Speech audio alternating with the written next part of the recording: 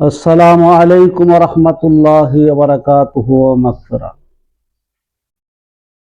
কাছে এবং দূরে যে যেখান থেকে দেখছেন সকলকে জানাচ্ছি প্রাণ ঢালা অভিনন্দন ও মোবারকবাদ। তো আজকে আপনাদের সামনে একটা গুরুত্বপূর্ণ বিষয় নিয়ে আলোচনা করব। ওই বিষয়টা হচ্ছে আল্লাহ রাব্বুল আলামিন হযরত সুলাইমান আলাইহিস সালাতু ওয়াস সালামকে দুনিয়ার বুকে অগাধ সম্পদের অধিকারী করেছিলেন, বাদশাহী দিয়েছিলেন। এই সুলাইমান আলাইহিস সালাতু ওয়াস সালাম ওনার যে বাদশাহী, এটা একটা বিষয়ের উপরে এটা নির্ভর ছিল, সেটা হচ্ছে সুলাইমানি আংটি। এই সুলাইমানি আংটি এমন একটা আংটি ছিল যে আংটিটার কারণে হযরত সুলাইমান আলাইহিস সালাতু ওয়াস সালাম আল্লাহর তরফ থেকে অত্যন্ত পাওয়ারশীল একটা ক্ষমতার অধিকারী ছিলেন, যে জিন, বাতাস, এমনকি পিপিলিকা সহ গাছগাছরা সহ সকল কিছুর ভাষা উনি বুঝতেন এবং সকল কিছুর উপরে ওনার একটা প্রভাব ছিল, নিয়ন্ত্রণ ছিল। এই সুলাইমানি আংটিটা কোথায় এখন আছে এবং সুলাইমানি আংটিটার বিষয়ে একটু আলোচনা করব। তো আল্লাহ রাব্বুল আলামিন সকল ক্ষমতার যে উৎস, মহা উৎস, এটা আমার নবী সরকারের দু জাহান নবী মুহাম্মদুর রাসূলুল্লাহ সাল্লাল্লাহু আলাইহি ওয়াসাল্লামকে উসিলা করে সকল ক্ষমতাকে পরিচালনা করেন। আল্লাহ রাব্বুল আলামিন আমার নবীর নূরকে সমস্ত পৃথিবীর যত ক্ষমতা আছে ক্ষমতার উৎসাবলীর একটা গুরুত্বপূর্ণ মাধ্যম বানিয়ে দিয়েছেন। কারণ 2 লক্ষ মতান্তরে 1,24,000 পয়গম্বর দুনিয়াতে আসছে। সকল পয়গম্বররাই যে ক্ষমতা, যে পাওয়ার পেয়েছিলেন, সেই পাওয়ারটা হচ্ছে আমার নবী মুহাম্মদুর রাসূলুল্লাহ সাল্লাল্লাহু আলাইহি ওয়াসাল্লাম। আমার নবীর নূরের তাজাল্লি, নূরের যে পাওয়ার, এটা প্রত্যেক নবীর ভিতরে ছিল। যখন আমার নবী মানুষের মধ্যে আগমন করতেন, সে নবী হতো। যখন নবী দুনিয়াতে আসলেন, তখন থেকে আর কেউ নবী হবে না, যেহেতু নবী প্রকাশ হয়ে গেছে, ক্ষমতার প্রকাশ হয়ে গেছে। এরপরের থেকে যারা আসবে পীর, ফকির, দরবেশ, ওলি। তো আমার নবী আদমের মধ্যে ছিলেন, আদম নবী ছিল। ইব্রাহিমের মধ্যে ছিল, ইব্রাহিম নবী ছিল। এবং আমার নবী ছিল মুসা, ঈসা, যত পয়গম্বর, বড় বড় পয়গম্বর, তাদের মধ্যে ছিলেন। সকল পয়গম্বরের মধ্যে যখন আমার নবীর আবির্ভাব ঘটত, আমার নবী যখন এই দেহের মধ্যে আমার নবীর নূর আগমন করত, তখনই তারা নবী হতো। কিন্তু সুলাইমান আলাইহিস সালাতু ওয়াস সালামের বেলায় আল্লাহর রাসূল সাল্লাল্লাহু আলাইহি ওয়াসাল্লাম ছিলেন আংটির মধ্যে।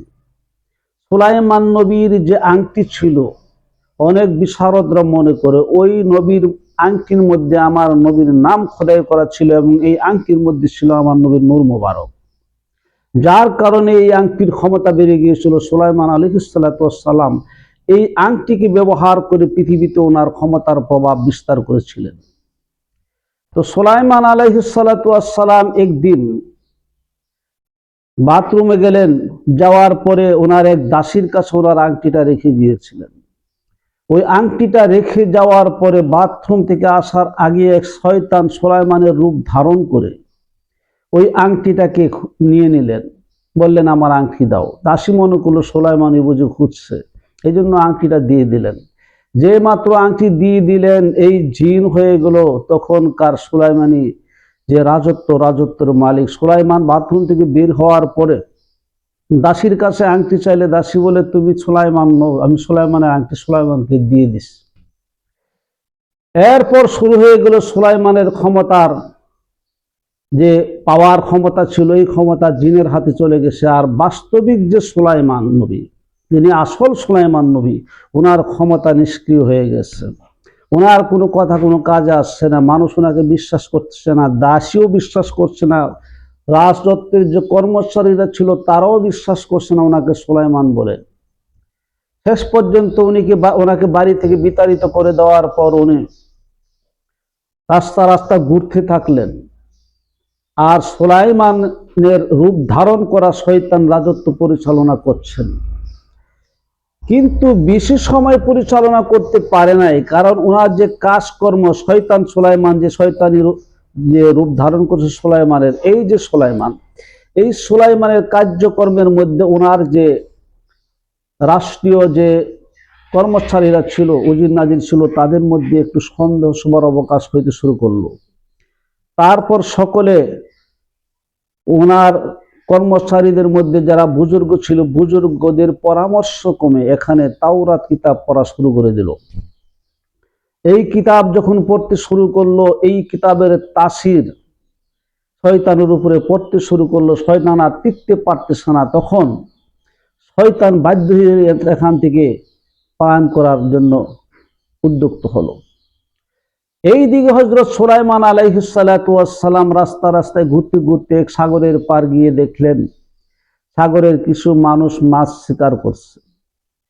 তো উনি একবারে অনাহারে অতিষ্ঠ হওয়ার পরে, কোন নিরুপায় হওয়ার পরে, উনি যখন আর কোনো সাহায্য সহযোগিতা পাচ্ছেন না, বাড়ি বাড়ি ঘুরে খানা পাচ্ছেন না, মানুষের দ্বারা গিয়ে বলছেন যে আমাকে কিছু খানা দেন, আমি তৃষ্ণার্ত পিপাসার্ত, কেউ নাকি খানা দিচ্ছে না, কোথাও কাজ খুঁজেও পাচ্ছে না। একবারে নিরুপায় হওয়ার পরে এক জেলে ওনাকে কাজ দিলেন যে তুমি কাজ করার বিনিময়ে তোমাকে 2টা মাছ দিব, তবে শর্ত আমার মেয়েকে বিয়ে করতে হবে। তখন ওই জেলের মেয়েকে বিয়ে করার পরে ওনাকে প্রতিদিন 2টা করে মাছ দেওয়া হতো। তো ওই মাছের মধ্যে হঠাৎ করে 2টা মাছ যখন শিকার করে আনলেন, সংক্ষেপ করে বলছি যে ওই মাছের ভিতরে বিবির কাছে নিয়ে দিলেন যে মাছটি কাটো। কাটার পরে বিবি কাটলেন, কাটার পরে দেখলেন মাছের ভিতরে আংটি। এই দিক দিয়ে শয়তান যখন রাজ্য থেকে পালন করে চলে যাচ্ছে সুলাইমানের আংটি নিয়ে, হঠাৎ করে আংটিটা সাগরের মধ্যে পড়ে গিয়েছিল। আর এই 2টা মাছের একটা মাছ আংটিটা খেয়ে ফেলেছিল। আর এই মাছটাই সুলাইমানের ভাগ্যক্রমে সুলাইমানের হাতে আসলো। সুলাইমান বিবিকে বললেন মাছটা কাটো। এই আংটি খোঁজার জন্য, আংটির খোঁজার যে চেষ্টার বলে সুলাইমান আলাইহিস সালাতু ওয়াস সালাম ধারে ধারে বাড়ি বাড়ি খুঁজছিলেন ওই আংটিটা, কিন্তু আল্লাহর কুদরতে সেই আংটি আবার সুলাইমান আলাইহিস সালাতু ওয়াস সালামের হাতে আসলেন। বিবি যখন মাছ কাটলো, কাটার পরে দেখলো মাছের ভিতরে আংটি।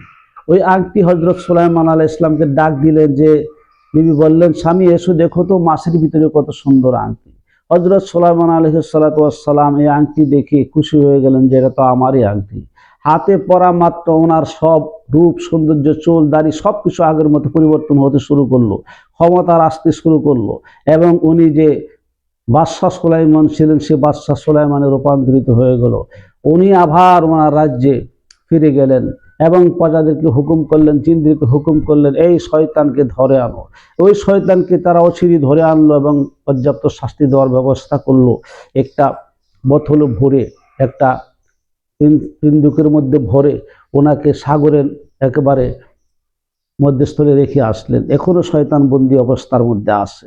তো বিষয়টা বলতেছিলাম যে এই ক্ষমতা, এই পাওয়ার আমার নবী সরকারের দু জাহা রাহমাতাল লিল আলামিন মুহাম্মদ রাসূলুল্লাহ সাল্লাল্লাহু আলাইহি ওয়াসাল্লামের নূরের তাজাল্লি, নূরের পাওয়ারের ক্ষমতা বলে সকল নবীরা সকল ক্ষমতা প্রয়োগ করেছেন।